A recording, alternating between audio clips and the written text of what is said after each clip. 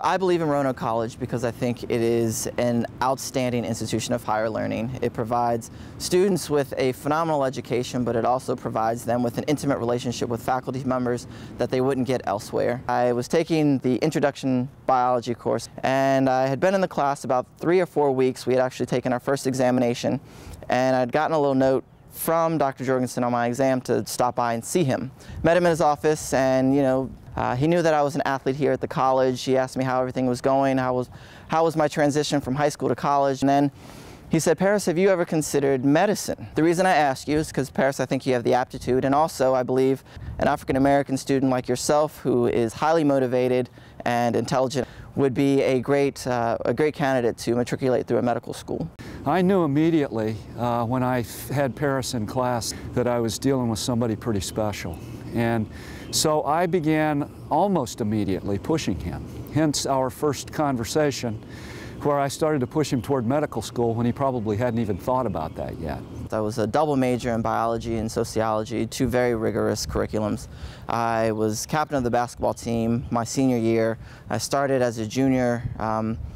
My senior year, we were able to win the ODAC championship. We happened to be in the gym together one day, and so we ended up getting into a two-on-two match with another team. And I have always been a pretty decent shooter, and Paris is a superb shooter. And we just sort of clicked that day. And I think we ended up playing 5 games with this other team, and we just buried them every game. And it was just really, really fun to do that.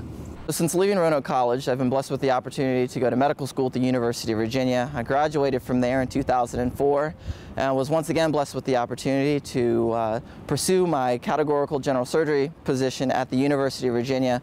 I did my first 2 years of general surgery at UVA, and then was once again blessed with an opportunity to go to Stanford University to do postdoctoral research fellowship in wound healing.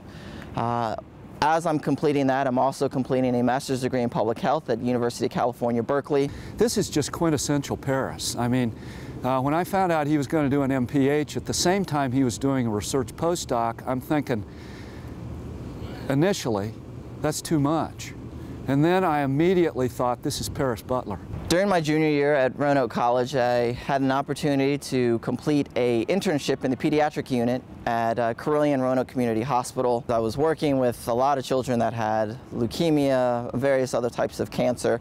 I was acclimated to the hospital environment now. I knew the role of the physician, the role of residents, the role of the nurse, the role of ancillary staff. So it really got me into the structure of the hospital. I knew absolutely that when he picked surgery as a specialty, his leadership abilities were going to be put to the test in the operating theater. And so I figured this is just perfect.